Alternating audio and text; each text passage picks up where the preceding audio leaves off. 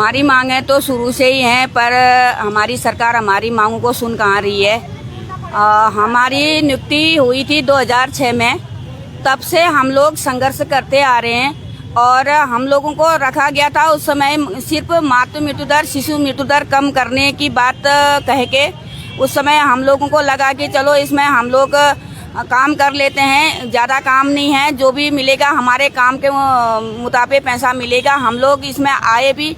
उसके बाद हमने कई बार जैसे जैसे काम का बोझ हमारे ऊपर बढ़ाए जाते हैं उसी तरीके से हम लोग अपनी मांगों को भी आगे रखते हैं, लेकिन सरकार हमसे हमेशा झूठा वादा करता है और अब तक सरकार ने हमारी मांग पूरी नहीं करी है।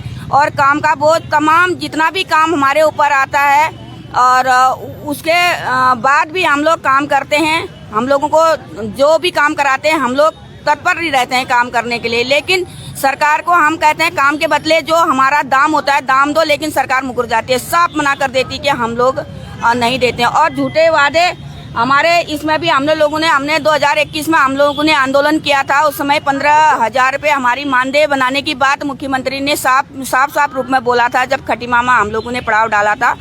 और तब से अब तक हम लोगों ने कई बार धरना प्रदर्शन भी कर दिया। हम मुख्यमंत्री भवन में भी हम लोग चले गए हैं, लेकिन सरकार के कानून में चूं से चूं नहीं हो रही है। और इस समय हम लोग यहाँ पे इसलिए बैठे हैं, मेन मुद्दा तो यह है कि हम जो भी काम करते हैं 4-4, 5-5 महीने तक सैलरी नहीं आती है। जो भी हमारा काम का पैसा, आशाएं पैदल जाती हैं पैदल आती हैं। आशाओं के यहाँ तक पैसों के लिए लाले पड़ गई हैं कि अपने आने जाने के लिए टिकट तक नहीं आशा के पास होता है। इतना हम लोगों को परेशान कर दिया गया है। और जो भी पैसा आता है 6-6 महीने में पैसा आता है तो हमारे अधिकारियों द्वारा उसमें से पैसे काटे जाते हैं। और जो हमसे ऊपर जितने भी लोग हैं, आशाओं का इतना शोषण हो रहा है। अस्पतालों में भी जाते हैं तो आशाओं को हम बोला जाता है कि घर से डिलीवरी उठा के ले आओ और अस्पताल तक तुम लोग पहुंचाओ, पर यह है कि जो डॉक्टरों द्वारा आशाओं को प्रताड़ित किया जाता है। आशाओं से कहा जाता है कि तुम बाहर जाओ, और जैसे डिलीवरी होती है उसके बाद कोई भी अधिकारी आगे आते हैं कि आशा को बदनाम करने के लिए। इतना बदनाम आशाओं को कर दिया गया है। यहाँ से तो हो ही रही हैं गांव से, लेकिन अस्पतालों के अंदर से भी आशाएं प्रताड़ित हो रही हैं। आशाओं को बोला जाता है तुम पैसे खाती हो, ये वो तमाम चीजें आशाओं से बात करी जाती है।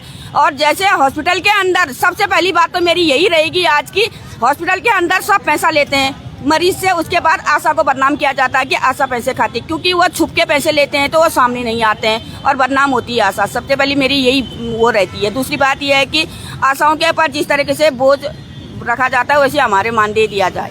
सर, हमारी मांगे ये है कि हमारे मतलब जो 15,000 की जो हमारी न्यूनतम वेतन देने की बात कही थी मुख्यमंत्री जी ने, आज तक वो अदाखिलाफी करके बैठे हैं चुपचाप। और हम धरना जगह जगह धरना करते हैं, सब कुछ करते हैं, लेकिन हमारे सुनने वाला अब कोई भी नहीं है। इसीलिए हम आज धरने में बैठे हैं 9 जुलाई को।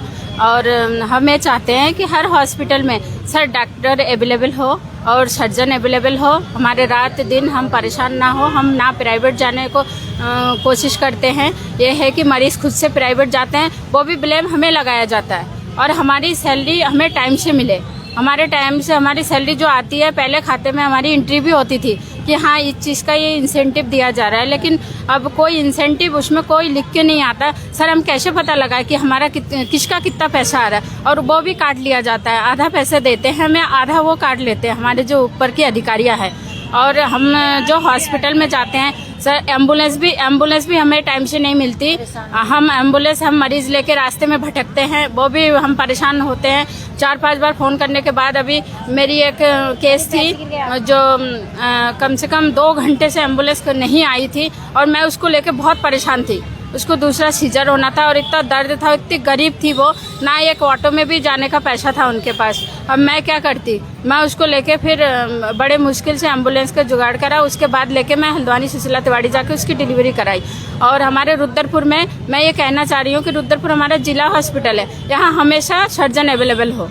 हमें इतना परेशान ना होना पड़े कि हम प्राइवेट चले जाए। हम प्राइवेट इसीलिए जाते हैं, जब मरीज भागते हैं तो उनके पीछे हम प्राइवेट भी जाते हैं। जब प्राइवेट जाते हैं तो उसमें से भी आशा को बोला जाता है कि आशा उसमें से कमीशन खाती है। आप एक बात बताइए, क्या सरकारी में डॉक्टर कमीशन नहीं लेते? डॉक्टर सर्जन हो चाहे कोई भी हो, नॉर्मल डिलीवरी भी होती है तब भी आशाओं से पैसा मांगा जाता है कि मरीजों से पैसे लेके हमें दो, तब जाके वो डिलीवरी में हाथ लगाते हैं। अगर हम एक बार पैसे नहीं देते, दूसरी बार हम जाते हैं तो हमारी केस नहीं पकड़ी जाती। ये कहाँ का न्याय है सर? मैं स्वास्थ्य मंत्री से ये कहना चाहूँगी कि ये स्वास्थ्य मंत्री इसको गौर करें और हर हॉस्पिटल में इसको कराए, मतलब अपना निरीक्षण कराए और हर हॉस्पिटल में हमारे डॉक्टर है कि सीजर वाला डॉक्टर इतना लेता, बेहोशी वाला इतना लेता, स्टाफ इतना लेती, वो इतना लेती करके इस तरह से हम लोगों का भी शोषण होता है सर। कहीं ना कहीं हम लोग भी जो मरीज हम लेके जाते हैं उनके नजरों में भी हम लोग आ रहे हैं कि आशाएं उनके नजरों में आती हैं कि मतलब आशा पैसे लेती है और पैसा आशा नहीं लेती है, पैसा लेता है अंदर जो काम कर रहा है डॉक्टर और स्टाफ, ये लोग पैसा लिया इनसे ये लोग पैसे लेते हैं, तो आशाओं से मांगा जाता है पैसा।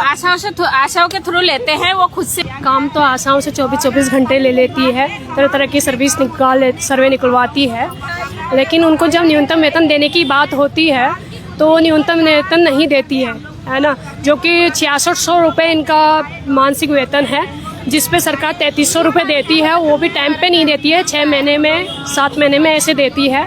और जो इनका बनता है 12,000 तक पहुंचती है तो वहाँ पे भी पैसे काट दिए जाते हैं, इनसे चेक साइन करवाया जाता है, कम लिया जाता है, इनको तनख्वाह कम दी जाती है, बोला जाता है कि आप चेक साइन कीजिए और कम सैलरी ले लीजिए, और जबकि इनसे 24-24 घंटे काम करवाती है। और हमारी मांगे हैं कि न्यूनतम उनको कम से कम 35,000 सरकार दे, महीने का 1,000 रुपये तो होना चाहिए आज की स्थिति, आज की महंगाई की दौर पर।